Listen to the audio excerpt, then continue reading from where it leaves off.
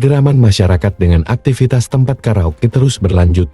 Bahkan, jika tak mengindahkan protes, warga mengancam akan melakukan aksi besar-besaran. Lantaran, masyarakat telah berulang kali dikecewakan. Tokoh masyarakat Kelurahan Triharjo Mariono menyampaikan, tempat karaoke Bless yang terletak di Padukuhan Randu, Kelurahan Triharjo pernah ditutup di tahun 2016, namun kembali beroperasi dengan sembunyi-sembunyi. Jadi begini ya, keberadaan tempat hiburan Bless ini tahun 2015 ini warga sudah mengadakan aksi, kemudian dibuka lagi ya, kemudian beberapa bulan yang lalu sudah mengadakan aksi, ditutup, dibuka lagi. Nah, pada hari ini warga tuntutannya adalah berhubung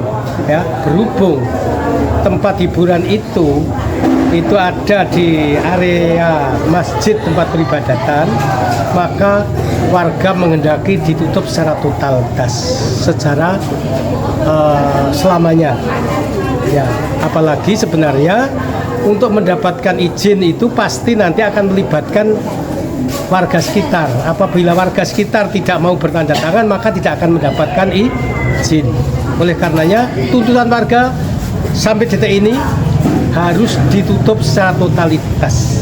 Kalau tidak ditutup secara totalitas, melalui saya yang dituakan, warga ingin bergerak lebih besar lagi. Boleh dikata kalau hari ini kondusif, ya, kalau hari ini kan kondusif. Tapi kalau nanti akan dibuka seperti kemarin, warga bisa bertindak, bisa lebih anarkis. Mengapa? Karena kita sudah tidak percaya kepada lembaga pemerintah yang ada. Hari ini kita masih menghormati lembaga pemerintah. Ya, artinya bahwa tuntutannya adalah masyarakat ditutup secara total. Bagaimana apabila nanti ada pelanggaran seperti waktu-waktu yang lalu, masyarakat akan bergerak lebih besar lagi dan mungkin tidak polanya seperti malam hari ini, yaitu akan bergerak secara menurut persepsi warga. Begitu. Ketika di audiensi, yang pemilik ini satu bahasa, karena ini adalah sumber maisha, sumber mencari rezeki, maka keberatan untuk ditutup. Alibinya ke sana.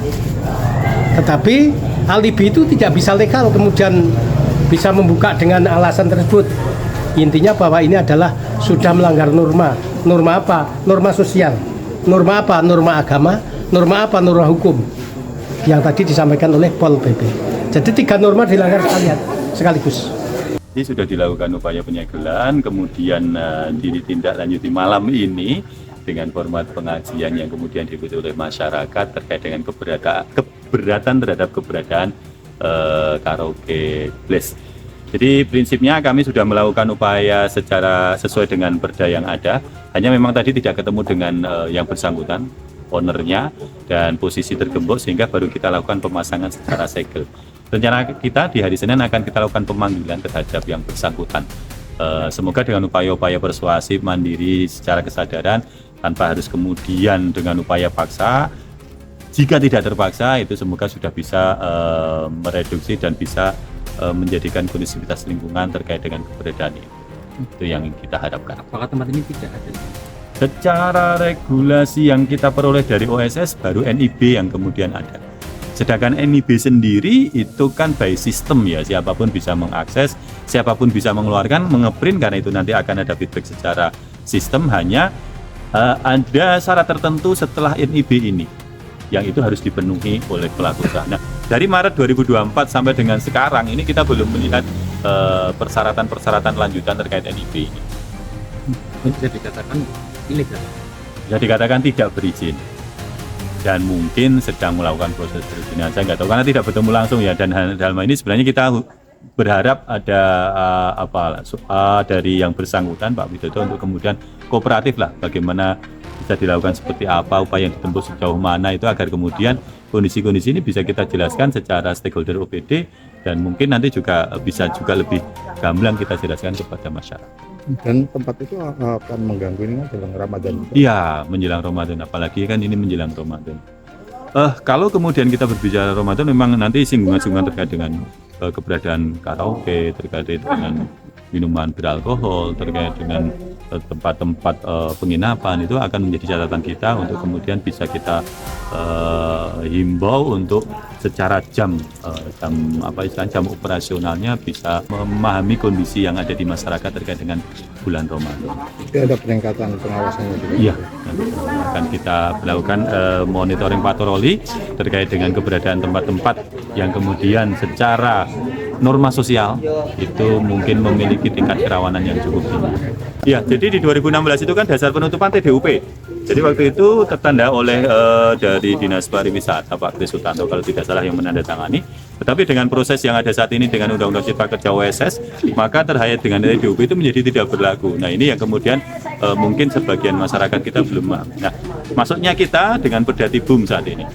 Perdatibum yang ada sudah ditampilkan juga secara jelas di situ pelanggaran-pelanggaran yang kemudian dilakukan. Perdatibum ini tadi kami sampaikan sebagai perda sapu jagat terkait dengan keberadaan masyarakat pelaku usaha agar kemudian memperhatikan aspek ketertiban umum, mulai dari proses perizinan, kemudian dampak sosial, kemudian kondusivitas lingkungan, itu yang kemudian harus benar-benar bisa dijaga. Di dalam proses perizinan itu kan nanti kan mulai dari aktivitas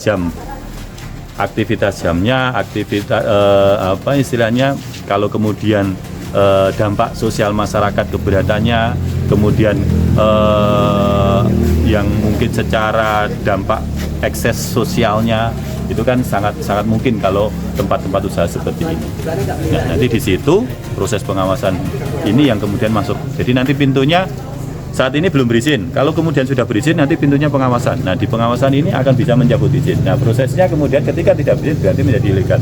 Ilegal otomatis menjadi itu tidak boleh beraktivitas. Terakhir, untuk himbauan untuk masyarakat dan pengelola sendiri seperti apa, Pak? Oke, yang pertama terhadap masyarakat, terima kasih atas pengawasan yang dilakukan, aspirasinya. Kami sangat mengapresiasi dan secara ketugasan tentu ini nanti menjadi catatan kami untuk kita lebih tingkatkan pengawasannya, aktivitas dari BLES ini.